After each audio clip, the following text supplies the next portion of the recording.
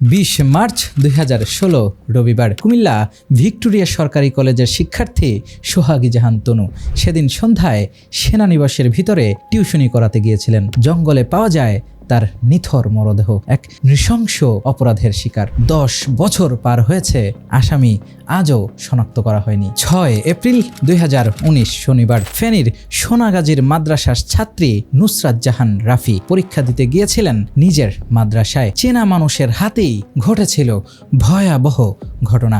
5 দিন হসপিটালে লড়ে মারা যায় তিনি। আদালত 16 জনের সর্বোচ্চ শাস্তি দিয়েছিল, কিন্তু 7 বছর পার হয়েছে, একটাও কার্যকর হয়নি। 6 মার্চ 2025 বৃহস্পতিবার মাগুরায় বোনের বাড়িতে বেড়াতে গিয়েছিল 8 বছরের শিশু আসিয়া। অপরাধী ছিল বোনের শ্বশুর, যাকে সে আপন মানুষ ভাবত। 7 দিন হসপিটালে লড়ে ধুকে ধুকে মারা যায় ছোট্ট এই বাচ্চাটি। দ্রুত বিচারের রায় হয়েছিল, সেই ফাইল আজও আপিল আদালতে ঝুলছে। আর এবার 19 মে 2026 মঙ্গলবার সকাল 9:30টায় ক্লাস 2-র এক ছাত্রী রামিসা আক্তার, বাবা পেশায় রিকশা মিস্ত্রি, মুন্সিগঞ্জের সিরাজদি খান থেকে এসে ঢাকার পল্লবীতে পরিবার নিয়ে থাকতেন। সেই দিন সকালে রামিসা ঘর থেকে বের হলো, তবে আর ফিরল না। পাশের ফ্ল্যাটের সাবলেট ভাড়াটে এক দম্পতি কৌশলে তাকে ভিতরে ডেকে নিয়ে যায়। চেনা প্রতিবেশী,